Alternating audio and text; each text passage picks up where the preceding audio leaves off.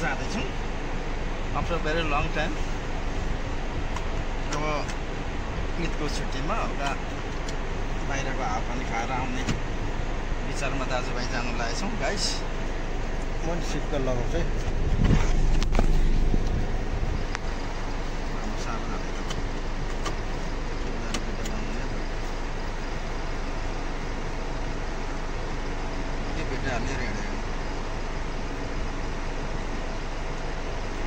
अनि आज छुट्टीमा घुम्न जाँदा कस्तो लागिरहेको? खास भन्नुपर्दाखेरि धेरै समयपछि आज बाहिर निक्लिने मौका मिलेको छ। एकदमै खुसी अनि एकदमै ह्याप्पी भइरहेको अवस्था छ। अब किनभने हामी धेरै समयपछि बाहिर निक्लिने गर्छौँ होइन, जस्ट इन्जोय हुन्छ, खुसी हुन्छ भन्ने चाहिँ। अब यस्तो गरौँ न त, अब यहाँबाट हामी भिडियो बनाउन सक्दैनौँ बाहिर, गेट बाहिर गएपछि बल्ल अर्को भिडियो। त्यसो गरौँ, यहाँ हाम्रो क्याम्प हो, यो क्याम्पमा चाहिँ खासै त्यस्तो हेर्नुपर्ने पिक्चरहरू केही छैन। अब हामी केही छिनमा बाहिर निक्लिन्छौँ, त्यसपछि हाम्रो स्टार्टिङ हुन्छ भिडियोहरू।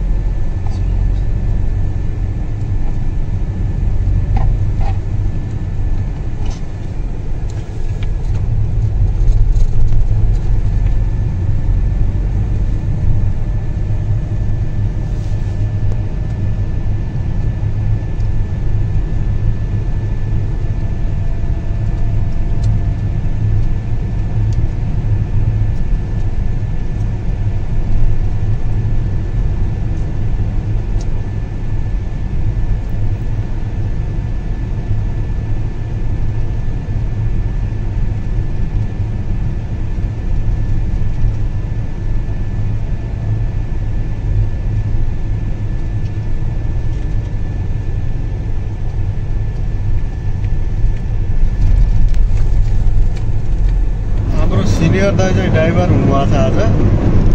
रसला फानको बसाइ कस्तो लागिरहेको छ दाइ तपाईँलाई?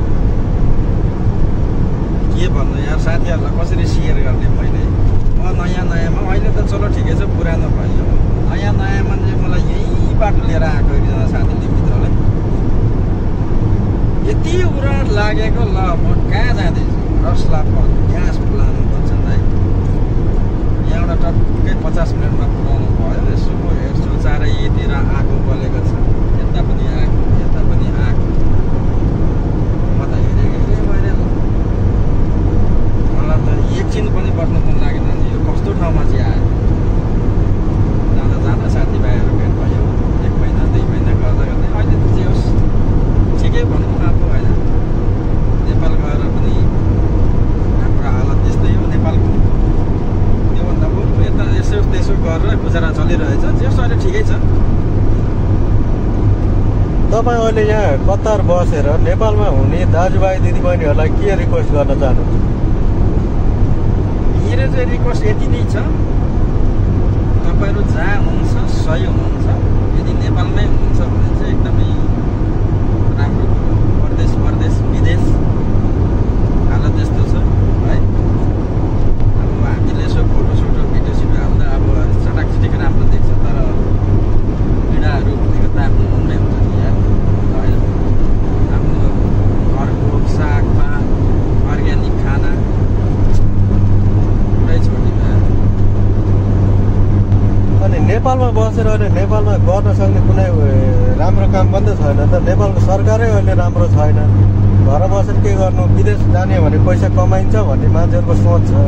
त्यसमा के भन्नुहुन्छ तपाईँ? म त अब विडम्बना, अब हाम्रो देशको हालत राजनीति होइन राम्रो छैन। हामी जस्तो आम नेपालीहरूले अब देशको नेता राम्रो भएको भए त यो ठाउँमा आएर यस्तो दुःख गर्नुपर्ने कुनै आवश्यकता थिएन। अब हाम्रो पनि रहर त होइन, बाध्यता ठिकै छ। अब हरेक मान्छे एकजनालाई अब विदेश जानु एउटा रहर जस्तो पनि बनेको छ।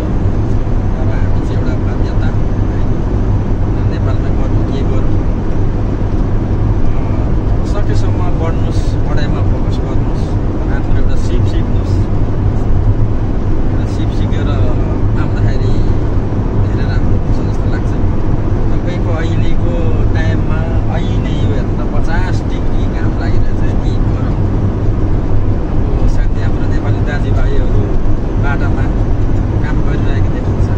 यस्तो घाममा 50 डिग्रीको घाममा कति तातो होला 12 घन्टा यहाँ खटाइ हुन्छ भनेपछि तपाईँ आफै बुझ्नुहोस् हालत के छ यहाँ। त्योभन्दा बरु मलाई के लाग्छ नेपालमै काम त जहाँ पनि गर्नै पर्छ, काम नगरिकन हुँदैन। नेपालमा यस्तो छ, अब नेपालमा शरम गर्छ, लाज मान्छन् काम गर्नु। यहाँ आएर हाम्रै नेपाली दाजुभाइहरू बिन्दास बाटो भनिरहेको छ, तर यहाँ कुनै लाज छैन।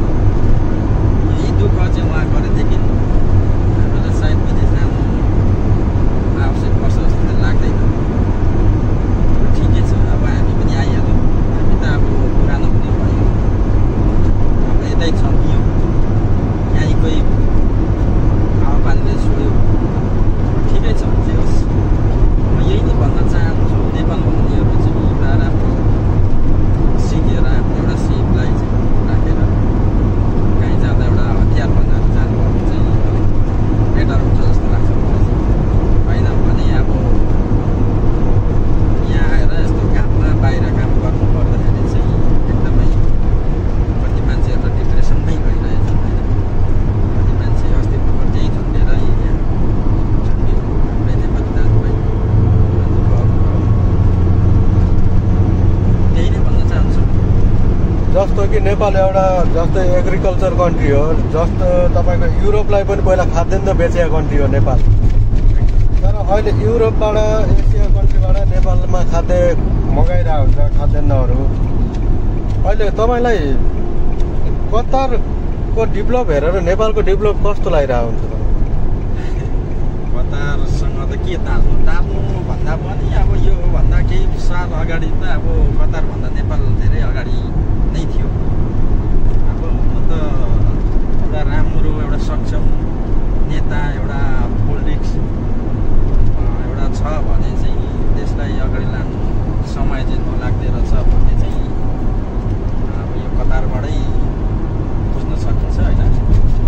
अब हामी यहाँको कति भल्ला बढी यो ठाउँमा केही नै थिएन त्यतिखेर होइन, यस्तो बाटो थिएन, ग्राभेल बाटो थियो, यस्तो बिजुलीहरू यस्तो कहाँ भएको थियो र गएर त यो 6-7 सालदेखि यता हेर्नुहोस् त तपाईँको यति डेभलप भएको छ। कतार एउटा युरोपभन्दा पनि अझ माथि पुगिसकेको अवस्था छ कतारको। एकदमै सल्युट छ कतार टिमलाई चाहिँ। अब हाम्रो नेपालमा अब यस्तो खालको राजा नेता त अब सायद हाम्रो नेपाल पनि धेरै अगाडि जान्छ, तर भरोसा छैन।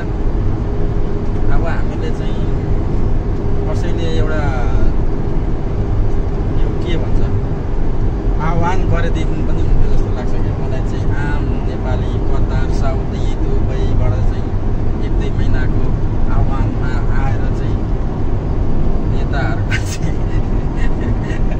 घरमा गएर चाहिँ छातीमा पक्रेर ल्याएर बाटोमा एकदम भौतिक कारबाही क्या, त्यसलाई चाहिँ डन्डाले हानेर लात्ताले हानेर चाहिँ त्यो नगरी उपाय छैन। नेपाल डुबिसक्यो, डुब्यो होइन डुबिसक्यो, यो जमानामा डुबाइसकेको छ, हुनेवाला केही नै छैन होइन। अब स्वास्थ्य शिक्षा के छ अहिले पनि अब सरकारी हस्पिटलतिर हेर्नुभयो भने बिरामीको हालत त्यस्तै छ। कुनै त्यहाँ सेवा सुविधा नै छैन, लाइन बस्नुपर्छ।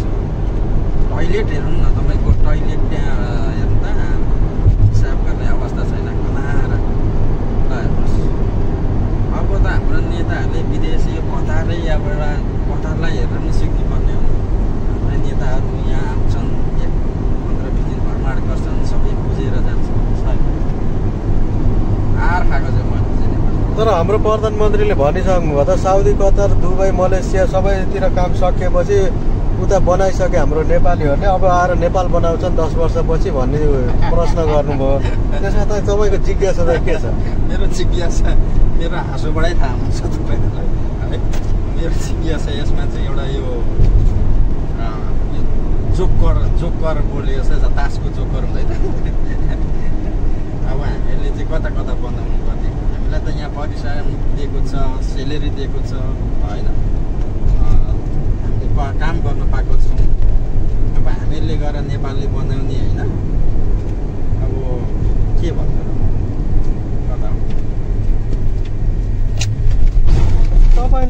जस्तै कतारमा 1 लाख रुपियाँ महिनाको कमाउनु भएको छ मिनिमम भने, तर यही सेलरी नेपालमा गएर तपाईँलाई 50,000मा गर ल फ्यामिलीसँग बस गर भन्यो भने तपाईँको जिज्ञासा चाहिँ के हुन्छ? एकदम 100% म आजको आजै म छोडेर जान्छु। मलाई यहाँ 1 लाख कमायो भने 1.5 लाख कमायो भने 2 लाख कमायो भने यहाँ मलाई बस्नु चाहिँ मन छैन। किनभने हाम्रो नेपाल, हाम्रो परिवार, साथीभाइ, तपाईँको म आज 2 साल 3 साल पछि गइन्छ गाउँ फर्किँदाखेरि गाउँको मान्छेले चिन्दैन हामीलाई। भन्नुहोस् कति साह्रो दुःख लाग्छ। एउटा गाउँको साथीभाइहरूले चिन्दैन को हो तपाईँ भनेर भन्छ। किनभने हाम्रो आधा जिन्दगी परदेशमै बितिसकेको छ। हामीहरूलाई रहनसहन यतै पनि अब राम्रो लाग्दै गएको छ। अब यस्तो खालको अवसरहरू हाम्रो नेपालबाट त्यस्तो आयो भने चाहिँ म चाहिँ जान्छु। तर तपाईँलाई हाम्रो नेपालमा पनि नेपाली युवा युवतीहरूले नेपालमा रोजगार पाउँछ, नेपाल सरकारले राम्रो गरिदियो भने यतिको चाहिँ हामी नेपालमा गएर कमाउन सकिन्छ भन्ने चाहिँ मनमा लाग्छ कि नै? लाग्छ। छ नेपालमा पैसा छ। अब खर्च चाहिँ तपाईँको अलिक कम गर्नुपर्छ होइन? किनभने अब खानापिनाको अब लागि किन्नु पर्दैन। खेतीहरू टन्नै छ। प्रायः जस्तो मान्छेहरू विदेश गएर अहिले यसो हेर्दाखेरि चाहिँ कति खेतीपातीहरू बाँझै देखिन्छन् अहिले। किनभने त्यहाँ कामदारै छैन। कामदार जति सबै अब प्रत्येक घरको 2-2जना 1जना त भएकै छ विदेश। कसले गर्दैन होइन? त्यसैले मलाई लाग्छ यहाँ हामीले 1.5-2 लाख कमाए पनि 1 लाख कमाए पनि नेपालमा गएर 50,000को चाहिँ एउटा रोजगारी दिन्छु आइज भन्ने त्यस्तो खालको अवसर पायो भने चाहिँ म चाहिँ जान्छु। हुन्छ सर, हामी अन्तिमतिर छौँ। तपाईँलाई अब यहाँ कतार बसाइको अवस्था देखेर नेपालमा बस्नुहुने अथवा विदेशमा बस्नुहुने दाजुभाइ दिदीबहिनीहरूलाई के भन्न चाहनुहुन्छ अन्तिममा? मेरो कतारमा बस्ने दाजुभाइ दिदीबहिनीहरूलाई चाहिँ मेरो एउटै, कतारमा मात्र नभएर समग्र विदेशमा बस्नुहुने दाजुभाइ दिदीबहिनीहरूलाई अब विदेशमा जहाँ पनि हुनुहुन्छ आफ्नो स्वास्थ्यको ख्याल गर्नु होला, आफ्नो परिवारलाई माया नमार्नु होला होइन, पैसा सेभ गर्नु होला। अब विशेष गरी हाम्रो चेलीबेटीहरू अब है टिकटक चलाएर होइन अब पाकिस्तानीहरूसँग हिँड्ने यो कार्य चाहिँ बन्द गर्नु होला। आफ्नो घर फ्यामिलीमा नमार्नु होला है। यो नै भन्न चाहन्छु। अनि नेपालमा त अब आफ्नै ठाउँ नेपालमा उनीहरू के चाहिँ भन्नु र म अब उहाँहरू हामीभन्दा अब विशेषज्ञहरू खुसी रहनुहोस्, दुखी नहुनुहोस्, जति छ त्यतिमा रमाउने गर्नुहोस्। 2 दिनको जिन्दगी हो होइन? के हुन्छ थाहा हुँदैन, कतिखेर के हुन्छ। ह्याप्पी रहनुहोस् बस। हुन्छ सर, लामो समयपछि तपाईँलाई भेट्न पाए खुसी लाग्यो। आजको कुरा संवाद यहीँबाट म टुङ्ग्याउन चाहन्छु। हस्त नमस्ते। ओके सर, धन्यवाद।